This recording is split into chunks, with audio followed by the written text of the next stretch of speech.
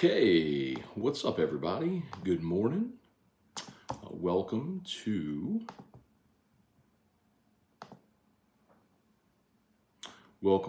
a hump day edition of Morning Scone, presented by Brock, the Baton Rouge Orthopedic Clinic, Hudco Roofing, HudcoRoofing.com, Restored Motions, RestoredMotions.com, and ProCharge EV, ProChargeEV.com.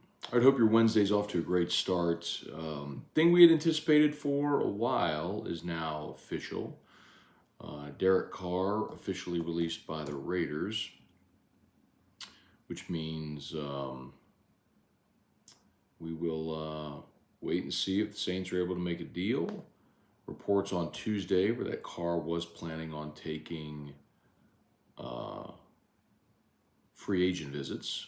So we'll see if, in fact, that happens, if the Saints are able to work a deal with Carr. Also, got there in the description, report yesterday from Andrew Brandt, that it's Brandt at Mr. Lebowski's, that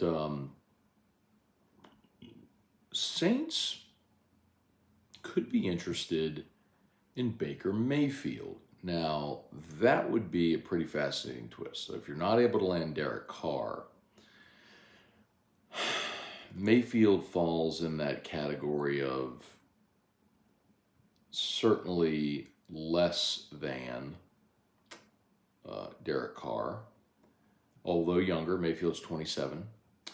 He falls more in the Jameis category, I would think. But to be perfectly honest, former number one overall pick who saw his, the team that drafted him part ways with him, looked for a new beginning at a different place, and it didn't really work out. But to be perfectly honest, man, if I was going to pick one, I would pick Jameis over Baker. But I do understand Jameis has more cash on his deal. Maybe, I don't know, maybe he'd agree to a rework deal if it comes down to it. But wherever he goes, it seems like Jameis will sign a backup contract, similar to what Andy Dalton did this past year. And it just worked out that Andy became a starter because Jameis got injured, and then Dennis Allen picked Andy. So, anyway. And then y'all, LSU hoops lost last night. Disappointing. Another loss. They were right there too, man. KJ Williams made a nice little runner in the lane to put LSU up by one with about 11 seconds to go, something like that. And Georgia went coast to coast and got a bucket off the glass to put them back up by a point with a second to go, and LSU's final heave wouldn't fall. So they were one stop away, man, from ending the losing streak. Instead, now it's at 13. So that's a bummer. Hate it for those guys. Would really love to see them get a win, just because, man, it sucks, dude. Like, it sucks just losing the way that they have. And they haven't won since late December. I believe it was December 27th, that game against Arkansas. That's the last time they won a game. So just really a bummer, man. Was hoping they'd break through. They'll try again on Saturday. They get South Carolina at home. South Carolina's terrible. This is a winnable game for LSU. They might even be favored in it. So see if they can break through.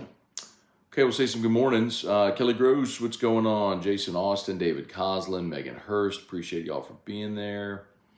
Truax, what's up, man? Blinded Doge, what's going on? Larry Garner, Weston Weaver, Jason H, what's up? Shoe Gang. Jason, E-Rock got me 2 new pair for Valentine's Day. These are pretty tight. I don't know if you could tell from afar, but you've got the white is leather. You have the wolf gray suede. You got the gum sole as well. So pretty fond of these, man. They're pretty sweet. I'm liking them a lot. And then you got me another pair of Forces. So a little more springtimey. Some blue and green that's going to look really good for the spring, but I may break them out here before spring anyway. Is anybody else on YouTube seeing a blurred or buffered image? I don't know why on my device here it's blurry, but Facebook looks good. YouTube looks good there, but YouTube on my screen here looks blurry. Just making sure everybody's looks good. Let's see.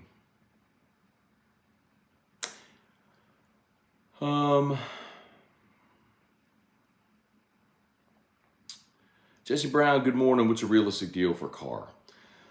So, Jesse, that's really the thing that I keep coming back to. Because I've shared with y'all before that Spotrac has the deal for Carr at that his market value is $37.7 million per year. I can't get down with that. I think something in the neighborhood of 20 to 25 million on the contract, which puts his annual value at 10 to 12 and a half per year. I could get down with that. Essentially the Jameis deal. Essentially the deal you did for Jameis Winston. Like Jameis's deal was, let's see.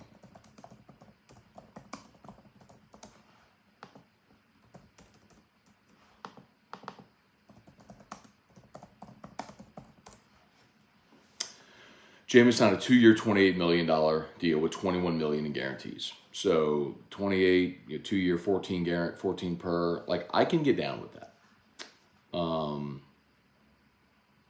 I could get down with that on YouTube or on Carr. It sounds like he wants more and may get more. I don't know what else other teams are going to offer. That's my big question: is what is the market for Carr? And it may. I think it may end up being a softer market than he or others think. Because I'll keep going through it, man, and I'm like, all right.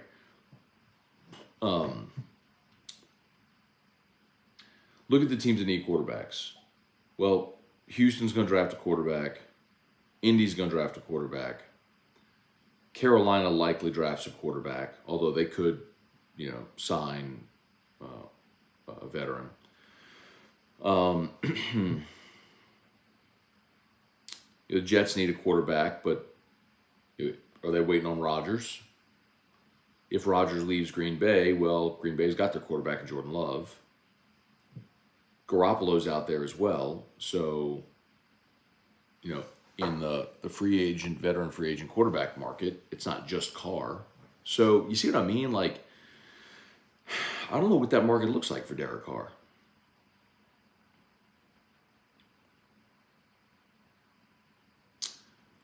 Let's see. Jesse Brown, good morning. Reed Rule, morning Scone. Sad to say, but the best part of LSU men's basketball is my FanDuel account is looking quite healthy, LOL. Should be your DraftKings account, Reed Rule. DraftKings. DraftKings. Use the promo code Baton Rouge. Jeremy Weiss. Another team will offer Carr more money because they can. See, that's the thing, Jeremy. Number one, it's all in how you structure a deal, right? So you could certainly offer Carr more money on a backloaded contract, where you give him a lot to sign up front. You spread the signing bonus out over the length of the years. You can add, voided years to the end of a deal. There's ways you can do it. So I don't think it's one of those things where it's just because another team can. I mean, Saints have shown they will be irresponsible and spend money they don't have. So I disagree with you there. We've also seen in the past that they have their number and they're not going to go over it. I just don't know what that number is. And I fear that it's very high because of the fact that they were willing to trade for Derek Carr. Excuse me. Tim Gotro, good morning. Wendell Norman, Brian Wynn, Brad David. If Tulane never left the SEC, would they be a major program today, or would they be like Vanderbilt? Probably they'd be like Vanderbilt, Brad. I mean, you still have some of the same hindrances that you have at other private schools, small private schools. Smaller enrollment, tough to get into, metropolitan area, other focuses, where athletics aren't necessarily the driver of the university. So you have some of those same hindrances. Jason H. said, are those Blazers? I thought they were Blazers, dude, but that's not what the box said. They were,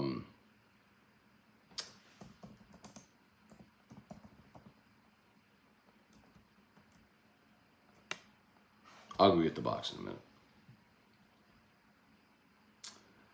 Where are we? Smash that like button, y'all, if you would. Appreciate y'all as always for being here. Eric Hart, what's going on? Does Drew still sing happy birthday? All the time, dude. Loves happy birthday. Is it your birthday, Eric Hart? Is it your birthday? One of the girls? Whose birthday? Bubba Smith, Ryan Amanda Gidry. He's not awake, though. But we can get you a retroactive happy birthday. Tyler Alexander, what's going on? Todd Harris, Ryan Amanda Gidry. Men's basketball needs to get a win bad. They could do it Saturday. They can beat South Carolina. Rode Ewell, Jared Jones going to start if Western Michigan throws a lefty Friday. Rode, I believe that Bear Jones is going to DH. I do. I think he is going to DH on Friday. Bear Jones is the other freshman catcher. I believe Brady Neal will start at catcher. Milazzo will be a defensive replacement late in the game, and I think Bear Jones is going to DH. I think your starting outfielders are going to be Paxton Kling, Cruz, of course, in center, and Joe Bear. And I think Pearson will obviously, we'll see how those guys do. I mean, Pearson's got a spot, but the other guys have just outperformed them, I think, to this point. And I've had scouts tell me point blank, say Paxton Kling is a first rounder. He's going to be on the field. Okay.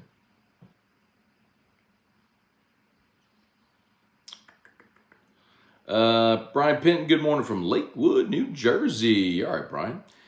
Safe drive out there today, man. Safe travels. Reagan Lee, not trying to stir anything up or be negative, but as a professional media member, how do you handle certain comments like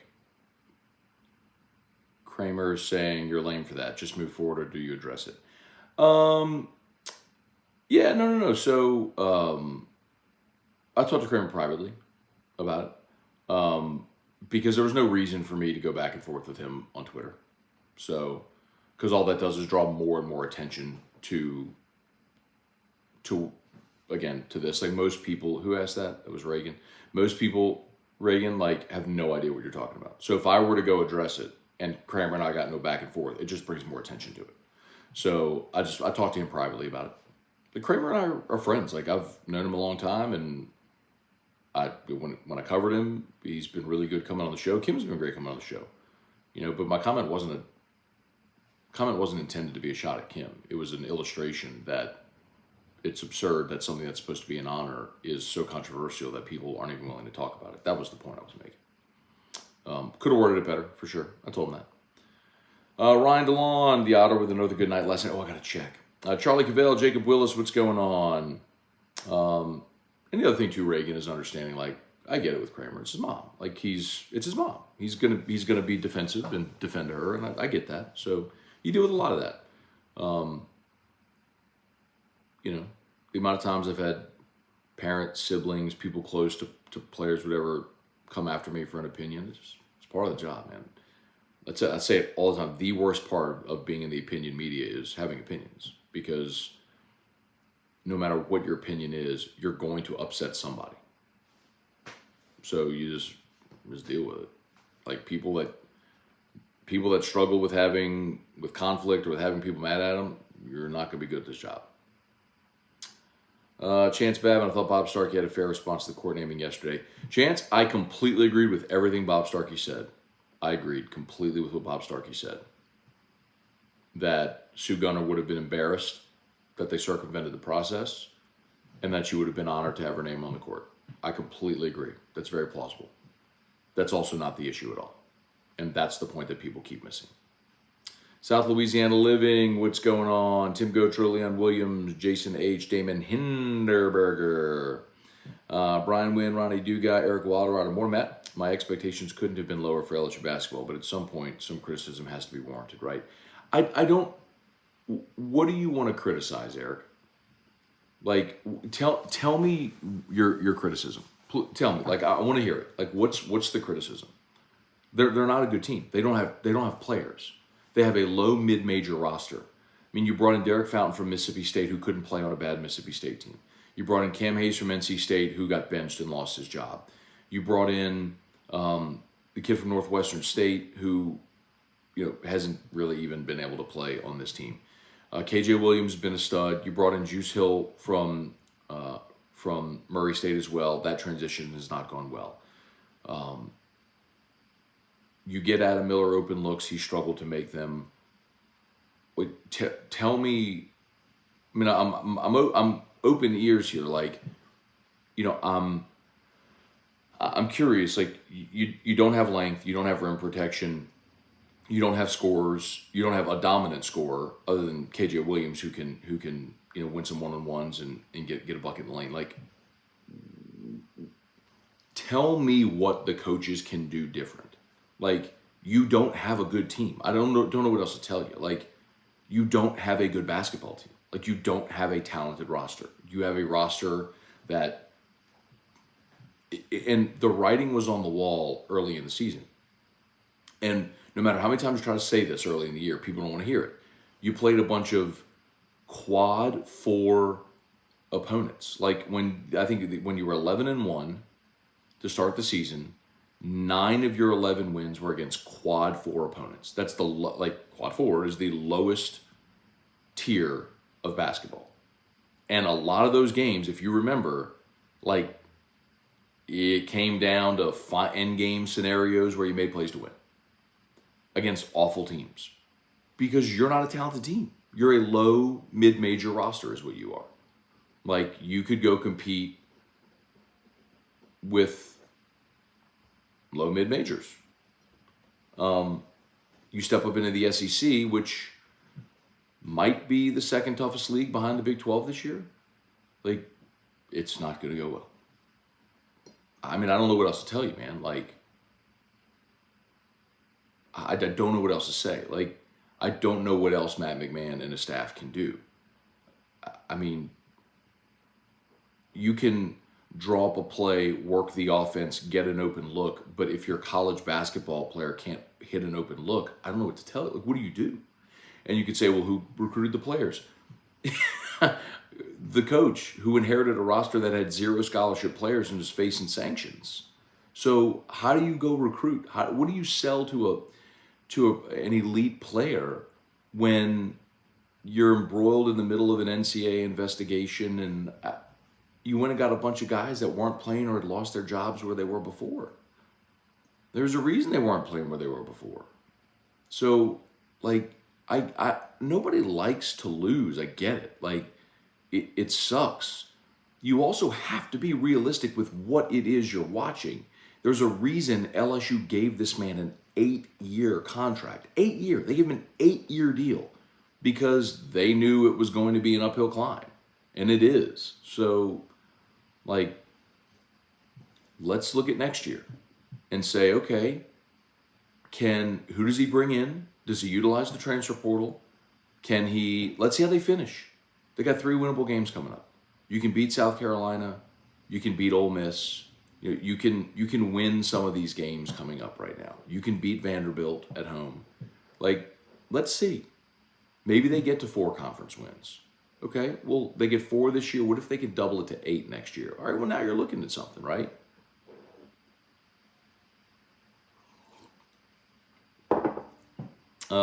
It's 7:52. All right, shout out to Brock. Y'all, as always, Baton Rouge Orthopedic Clinic. So again, I think it was Eric. I'm not coming after you for the comment. I get that you want, that you're upset and you want to blame somebody. I get it. I do. But where do you direct that criticism? Like, to what? Point out the thing that they could be doing better. They being the coaches. Please, like, point out the thing they could be doing better.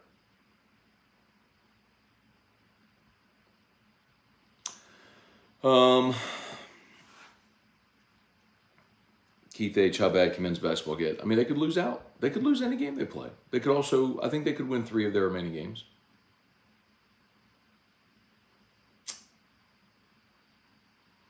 Jonathan Martin, good morning. Leon Williams, why won't they give Jameis a try? He was 5-2 with 14 touchdowns, 3 picks. Listen, I'm with you, Leon. I mean, I don't know why they didn't go back to Jameis last year.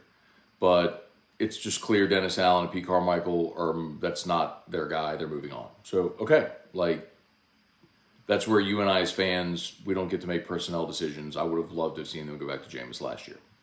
They didn't do it. They told you their answer. I don't know that there's a great reason for it, but they told you their answer. Derek Carr laid the biggest egg against us all season, and we're going to give him $37 million a year. Draft a quarterback, keep what we have.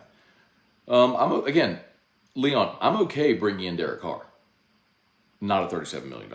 Not his current contract. Did the Saints go after a wide receiver in free agency or in the draft? Don't feel comfortable going into the season with Olave, Shaheed, Kamara suspension. Yeah.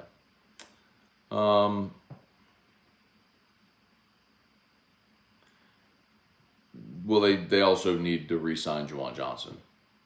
That's going to be one of their big... Juwan Johnson and Caden Ellis, I think, are really significant pieces to re-sign this offseason as restricted free agents. To answer your question, they may go add a wide receiver. They're certainly not going to add a number one, but could they add someone to provide depth? Yes, they need Olave to be their number one.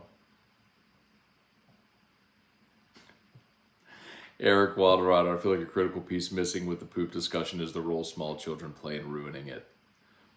So you're saying like when children come along, then it's just all bets are off. But I think that's what you're saying. But I don't... yeah, but even before we had kids, I was already there. You know what I mean? Let's see. Charlie Cavell, Jacob Willis, Rick Manuel, what's going on? Jeff McKithen, David Kelly, what they decide about the court? They voted on Friday to co-name it. Charlie Cavell have lost interest in college basketball because LSU being so bad. Also the hypocrisy. Will Wade gets ostracized, banished. Bill Self wins a national championship lifetime contract. Well, that was Kansas's decision. And I'll also remind you, though, who was that, Charlie? I'm not saying you're wrong, Charlie, but I'll remind you, Bill Self's voice wasn't on a federal wiretap. Will Wade's was. If Will Wade had just gotten an assistant to make that call, he'd probably still be the coach at LSU. Rick agreed LSU needs some dudes, i.e. scorers. They played good enough defense to give them the chance to win. They just can't score enough points. That's what it comes down to. They don't have scorers. All right, 7:56. All right, a couple more here. Louisiana boy. What do we have? Nothing. Andrew Repass, more Matt Wilskins be the best Friday night starter in the last decade. Maybe, but man, I'm gonna tell you, Alex Lang was special. Don't forget how special Alex Lang was. And I guess if you're going, well, no, because look, Aaron Nola's last year was 14, so that was in the last decade. And Aaron Nola was the best collegiate pitcher LSU's ever had. I know Ben McDonald won Golden Spikes and was first overall, but as far as like the career he had at LSU, Aaron Nola, two-time, SEC Pitcher of the Year, National Pitcher of the Year. He was special. Very special.